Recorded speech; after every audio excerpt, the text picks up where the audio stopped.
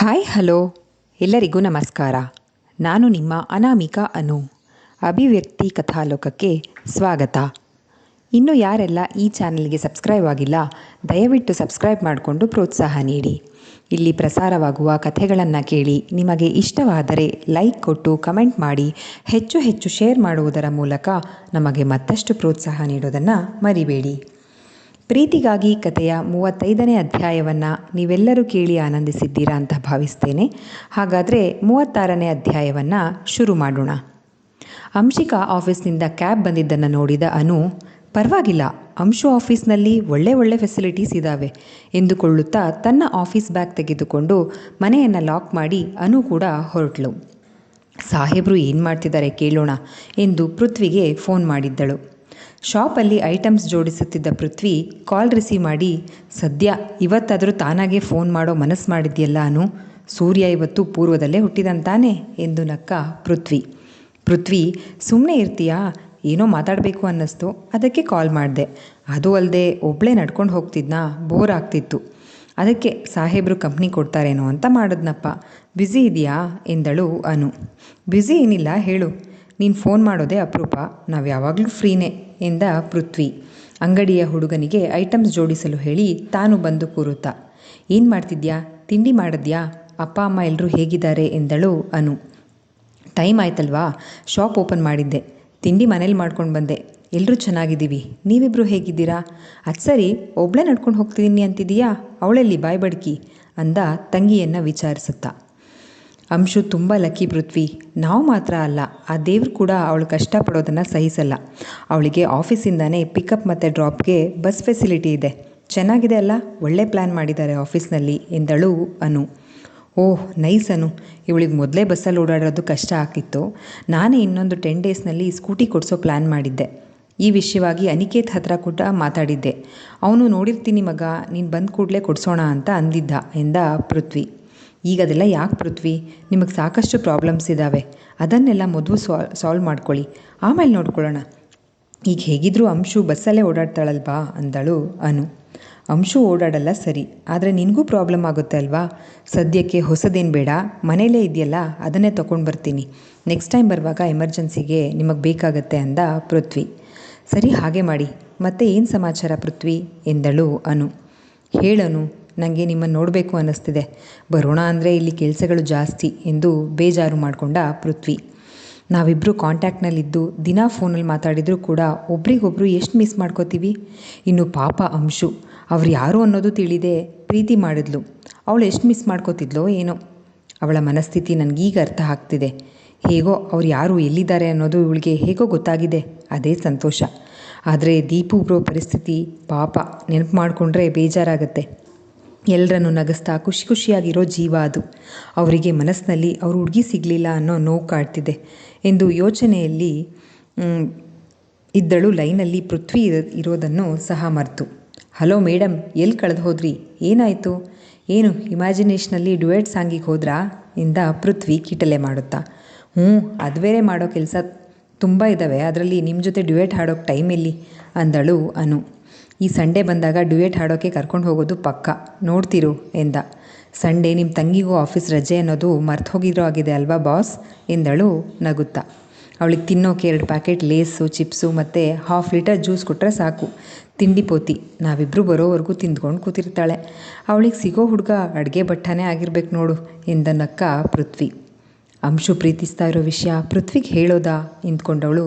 ಬೇಡ, ಪ್ರೀತಿ ಅನ್ನೋದು ಸೂಕ್ಷ್ಮವಾದ ವಿಚಾರ, ಅದು ಬೇರೆಯವರಿಂದ ಗೊತ್ತಾದರೆ ಬರೀ ಅನಾಹುತಾನೇ ಆಗೋದು. ಅಂಶುನೇ ಪೃಥ್ವಿ ಬಳಿ ಹೇಳಿಕೊಂಡ್ರೆ ಅದಕ್ಕೊಂದು ಅರ್ಥ ಎಂದುಕೊಳ್ಳುತ್ತಾ, ಸರಿ ಪೃಥ್ವಿ, ನಾನು ಬಸ್ ಸ್ಟ್ಯಾಂಡಿಗೆ ಬಂದೆ, ಇನ್ನೇನು ಬಸ್ ಬರುತ್ತೆ, ಬಾಯ್ ಎಂದಳು. ಪೃಥ್ವಿ ಕೂಡ take care dear, bye, love you ಜಾಸ್ತಿ ಎಂದು ಫೋನಲ್ಲೇ ಹೂಮುತ್ತನೊಂದಿಟ್ಟ. ಬಸ್ ಆಫೀಸ್ ತಲುಪಿತ್ತು. ಕೆಳಗಿಳಿದು ಬಂದ ಅಂಶಿಕಾ ಮಾಮೂಲಿಯಾಗಿ ತನ್ನ ಡೆಸ್ಕ್ ಬಳಿ ಹೋಗಿ ಕುಳಿತು ವರ್ಕ್ ಶುರು ಮಾಡಿದ್ದಳು. ಅದೇ ಸಮಯಕ್ಕೆ ಸರಿಯಾಗಿ ಭವಿಷ್ ಕೂಡ ಆಫೀಸಿಗೆ ಬಿರುಸಾಗಿ ಬಂದನು. ಎಲ್ಲರೂ ಗುಡ್ ಮಾರ್ನಿಂಗ್ ಎಂದು ವಿಶ್ ಮಾಡಿದರೂ ಸಹ ಯಾರಿಗೂ ಮರು ಉತ್ತರಿಸದೆ ತನ್ನ ಕ್ಯಾಬಿನ್ ಸೇರಿದ್ದ. ವರ್ಕರ್ಸ್ ಎಲ್ಲರೂ ಮುಖಾಮುಖ ನೋಡಿಕೊಂಡು ತಮ್ಮ ಕೆಲಸದಲ್ಲಿ ತೊಡಗಿಕೊಂಡರು. ಕ್ಯಾಬಿನ್ಗೆ ಬಂದವನೇ ಬ್ಯಾಗ್ ತೆಗೆದು ಸೈಡಿಗೆ ಇಟ್ಟು ಕೋಪದಲ್ಲಿ ಮ್ಯಾನೇಜರ್ಗೆ ಇಂಟರ್ಕಾಮ್ನಲ್ಲಿ ಕಾಲ್ ಮಾಡಿ ಬರಲು ಹೇಳಿದ್ದ. ಮ್ಯಾನೇಜರ್ ಸದಾಶಿವ, ಏನಾಯ್ತಪ್ಪ, ನೋಡಿದ್ರೆ ಯಾಕೋ ಗರಂ ಆಗಿರೋ ಹಾಗೆ ಕಾಣಿಸ್ತಾರೆ ಎಂದುಕೊಳ್ಳುತ್ತಲೇ ಭವಿಷ್ ಕ್ಯಾಬಿನ್ ಬಳಿ ಬಂದು ಮೇ ಐ ಕಮಿನ್ ಸರ್ ಎಂದು ಕೇಳಿದ. ಕೋಪದಲ್ಲಿದ್ದ ಭವಿಷ್ ಕಮಿನ್ ಎಂದು ಹೇಳಿ ಲ್ಯಾಪ್ಟಾಪ್ನಲ್ಲಿ ತನ್ನ ದೃಷ್ಟಿ ನೆಟ್ಟಿದ್ದ. ಮ್ಯಾನೇಜರ್ ಬಂದು ಸರ್ ಎಂದು ಕೂಗಿದ್ದೇ ತಡ. ಲ್ಯಾಪ್ಟಾಪನ್ನು ಮ್ಯಾನೇಜರ್ ಕಡೆ ಬಿರುಸಾಗಿ ತಿರುಗಿಸಿದವನು ನೋಡಿ ಅಂದ. ಮ್ಯಾನೇಜರ್ ಬಂದಿದ್ದ ಮೇಲ್ ನೋಡಿ ಬೆವರಿ ಹೋದನು. ಏನಿದು ಶಿವ, ಮುಂಚೆ ಯಾವಾಗಲೂ ಹೀಗೆ ಆಗಿದ್ದೇ ಇಲ್ಲ. ಈಗ ನೋಡಿದರೆ ಕಾಂಟ್ರಾಕ್ಟ್ ಕ್ಯಾನ್ಸಲ್ ಮಾಡ್ತೀವಿ ಅಂತ ಗೌರ್ಮೆಂಟಿಂದ ಮೇಲ್ ಬಂದಿದೆ ಅಂದರೆ ಏನರ್ಥ? ಏನು ಮಾಡ್ತಿದ್ದೀರಾ ನೀವೆಲ್ಲ ಎಂದ. ಸರ್ ಅದು ಎಂದು ತಡವರಿಸಿದರು ಮ್ಯಾನೇಜರ್ ಸದಾಶಿವ. ಆಗಲೇ ಟೆಂಡರ್ ನಮ್ಮ ಕಂಪ್ನಿಯಾಗೆ ಆಗಿ 3 ಮಂತ್ಸ್ ಆಗಿದೆ ಅಂದರೆ ಅದ್ರ ಬಗ್ಗೆ ಏನು ವರ್ಕ್ ಪ್ರೋಗ್ರೆಸ್ ಅಲ್ಲಿದೆ, ಏನು ನನಗೆ ಅಪ್ಡೇಟ್ಸ್ ಬಂದಿಲ್ಲ. ವಾಟ್ಸ್ ಗೋಯಿಂಗ್ ಆನ್ ಇಯರ್ ಎಂದು ಕಿರುಚಿದ್ದ. ಭವಿಷ್ ಆಫೀಸಿಗೆ ಬಂದು ಚಾರ್ಜ್ ತೆಗೆದುಕೊಳ್ಳುವ ಸ್ವಲ್ಪ ದಿನ ಮುಂಚೆ ಸರ್ಕಾರದ ಬಹುಮುಖ್ಯವಾದ ಹಾಸ್ಪಿಟಲ್ ಟೆಂಡರ್ ಭಾರದ್ವಾಜ್ ಕಂಪನಿಗೆ ಸಿಕ್ಕಿತ್ತು. ಅದರ ಬಗ್ಗೆ ಏನು ವರ್ಕ್ ಪ್ರೋಗ್ರೆಸ್ ಕಾಣದ ಸಲುವಾಗಿ ಗವರ್ನಮೆಂಟಿಂದ ಇನ್ನು 1 ತಿಂಗಳಲ್ಲಿ ವರ್ಕ್ ಪ್ರೋಗ್ರೆಸ್ ಕಾಣದೇ ಇದ್ದರೆ ಟೆಂಡರ್ ಕ್ಯಾನ್ಸಲ್ ಮಾಡಿ ಬೇರೆ ಕಂಪನಿಗೆ ಕೊಡುವುದಾಗಿ ಮೇಲ್ ಬಂದಿದ್ದರಿಂದ ಭವಿಷ್ ಕೆಂಡಾಮಂಡಲವಾಗಿದ್ದ. ಸರ್, ಅದ್ರ ಮೇಲೆ ನಾವೆಲ್ಲ ವರ್ಕ್ ಮಾಡ್ತಾ ಇದ್ದೀವಿ ಎಂದರು ಸದಾಶಿವ. ವರ್ಕ್ ಮಾಡ್ತಿದ್ದೀರಾ ಅನ್ನೋದಕ್ಕೆ ಏನಿದೆ ನಿಮ್ಮ ಹತ್ರ ರಿಪೋರ್ಟ್ಸ್ ಹೇಳಿ. ಮಾಡ್ತಾ ಇದ್ದೀವಿ ಅಂತ ಬಾಯಲ್ಲಿ ಹೇಳೋದಲ್ಲ, ಕೆಲಸ ಮಾಡಿ ತೋರಿಸ್ಬೇಕು. ಹಾಸ್ಪಿಟಲ್ ಬ್ಲೂ ಪ್ರಿಂಟ್ ಎಲ್ಲಿ? ಇಂಜಿನಿಯರ್ಸ್ ರೆಡಿ ಮಾಡಿದಾರಾ? ಇಂಟೀರಿಯರ್ ಡಿಸೈನ್ ರಿಪೋರ್ಟ್ಸ್ ಎಲ್ಲಿ? ಗದರಿದ್ದ ಭವಿಷ್. ಸರ್, ಅದು ಮೊದಲು ಬ್ಲೂ ಪ್ರಿಂಟ್ ರೆಡಿ ಮಾಡಿದ್ದನ್ನು ವಸಿಷ್ಠ ಸರ್ ಕ್ಯಾನ್ಸಲ್ ಮಾಡಿದ್ರು. ಈಗ ಹೊಸ ಬ್ಲೂ ಪ್ರಿಂಟ್ ರೆಡಿ ಮಾಡಿದ್ದಾರೆ ನಮ್ಮ ಇಂಜಿನಿಯರ್ಸ್ ಟೀಮ್. ಹಾಗೆ ಇಂಟೀರಿಯರ್ ಹೊಸ ಹುಡುಗಿ ಅಂಶಿಕಾ ಕೂಡ ಇದ್ದಾರೆ ಅಂದ ಮ್ಯಾನೇಜರ್ ಸದಾಶಿವ. ಸರಿ, ಇನ್ನು ಹಾಫ್ ಆನ್ ಅವರಲ್ಲಿ ನನ್ನ ಕಣ್ಮುಂದೆ ಹಾಸ್ಪಿಟಲ್ ಹೊಸ ಬ್ಲೂ ಪ್ರಿಂಟ್ ಜೊತೆ ಇಂಟೀರಿಯರ್ ಡಿಸೈನ್ ಕೂಡ ಟೇಬಲ್ ಮೇಲೆ ಇರಬೇಕು ಎಂದು ಹೇಳಿದ ಭವಿಷ್. ಸರಿ ಸರ್ ಎಂದು ಅಲ್ಲೇ ನಿಂತಿದ್ದ ಸದಾಶಿವನನ್ನು ನೋಡಿ, ಇನ್ನೂ ಯಾಕ್ರಿ ಆಗ ನಿಂತಿದ್ದೀರಾ, go and focus on your work ಎಂದು ಹೇಳಿದ ಭವಿಷ್. ಮ್ಯಾನೇಜರ್ ಅಲ್ಲಿ ನಿಲ್ಲದೆ ಹೊರಗಡೆ ಬಂದು ಜೋರಾಗಿ ನಿಟ್ಟುಸಿರನ್ನು ಬಿಟ್ಟು, ದೇವ್ರೇ, ಮಳೆ, ಗುಡುಗು, ಸಿಡ್ಲು ಎಲ್ಲ ಒಟ್ಟೊಟ್ಟಿಗೆ ಬಂದ ಹಾಗಾಯಿತು ಎಂದು ತಡ ಮಾಡದೆ ಇಂಜಿನಿಯರ್ಸ್ ಟೀಮ್ ಬಳಿ ಬಂದು ಈಗಾಗಲೇ ರೆಡಿ ಮಾಡಿದ್ದ ಬ್ಲೂ ಪ್ರಿಂಟ್ ಚೆಕ್ ಮಾಡಿ ಎಲ್ಲೆಲ್ಲಿ ಏನೇನು ಕರೆಕ್ಷನ್ ಬೇಕು ಅಂತ ಹೇಳಿ ಬ್ಲೂ ಪ್ರಿಂಟ್ ಪೇಪರ್ಸ್ ತೆಗೆದುಕೊಂಡು ಬಂದು ಅಂಶಿಕಾ ಡೆಸ್ಕ್ ಬಳಿ ಬಂದರು. ಕೆಲಸದಲ್ಲಿ ತಲ್ಲೀನಳಾಗಿದ್ದವಳನ್ನು ನೋಡಿ ಮಿಸ್ ಅಂಶಿಕಾ ಎಂದನು. ಕತ್ತೆತ್ತಿ ನೋಡಿ, ಸರ್ ಹೇಳಿ ಎಂದಳು. ನಿಮಗೆ ಹಾಸ್ಪಿಟಲ್ದು ಇಂಟೀರಿಯರ್ ಡಿಸೈನ್ ಮಾಡೋಕ್ಕೆ ಹೇಳಿದ್ನಲ್ಲ, ಆಯ್ತಾ ಎಂದರು ಸದಾಶಿವ. ಅದೇ ಕೆಲಸ ಮಾಡ್ತಾ ಇದ್ದೀನಿ ಸರ್, ಇನ್ನೂ ಕಂಪ್ಲೀಟ್ ಆಗಿಲ್ಲ ಎಂದಳು ಅಂಶಿಕಾ. ಏನ್ರಿ ನೀವು, ಅಲ್ಲಿ ಸರ್ ನೋಡಿದ್ರೆ ಕೂಗಾಡ್ತಾ ಇದ್ದಾರೆ, ನೀವು ನೋಡಿದ್ರೆ ಇನ್ನೂ ಕಂಪ್ಲೀಟ್ ಆಗಿಲ್ಲ ಅಂತಿದ್ದೀರಾ? ಏನು ಕೆಲಸ ಮಾಡ್ತೀರಾ ನೀವು? ಅದಕ್ಕೆ ಎಕ್ಸ್ಪೀರಿಯನ್ಸ್ ಇರೋರನ್ನ ಕೆಲಸಕ್ಕೆ ತಗೋಬೇಕು ಅನ್ನೋದು. ಕಾಲೇಜಿಂದ ನೇರವಾಗಿ ಕ್ಯಾಂಪಸ್ ಸೆಲೆಕ್ಷನ್ ಅಂತ ಬಂದುಬಿಡ್ತೀರಾ, ಇದನ್ನು ಕಾಲೇಜ್ ಅಂದ್ಕೊಂಡು ಲೇಟ್ ಮಾಡ್ತೀರಾ ಎಂದರು ಕೋಪದಿಂದ. ಅಲ್ಲ ಸರ್, ನೀವು ಕೊಟ್ಟಿರೋದು ನಿನ್ನೆ, ಇವತ್ತೇ ಬೇಕು ಅಂದರೆ ಹೇಗೆ ಆಗುತ್ತೆ? ಸ್ವಲ್ಪ ಟೈಮ್ ಬೇಕಲ್ವಾ? ಬೇಕಾಬಿಟ್ಟಿ ಮಾಡೋಕ್ಕಾಗುತ್ತಾ? ನಿಮ್ಮ ಅರ್ಜೆನ್ಸಿಗೆ ವರ್ಕ್ ಮಾಡೋಕ್ಕಾಗುತ್ತಾ ಸರ್? ಅದು ಹಾಸ್ಪಿಟಲ್ ಇಂಟೀರಿಯರ್ ಅಂದರೆ ಸ್ವಲ್ಪ ಕಾಳಜಿಯಿಂದ ಡಿಸೈನ್ ಮಾಡಬೇಕು. ಅರ್ಜೆಂಟಲ್ಲಿ ಕೊಡಿ ಅಂದರೆ ಹೇಗೆ ಸರ್? ಅಟ್ಲೀಸ್ಟ್ ಸಂಜೆವರೆಗೂ ಆದರೂ ಟೈಮ್ ಕೊಡಿ, ಐ ವಿಲ್ ಫಿನಿಶ್ ಎಂದಳು ಅಂಶಿಕಾ.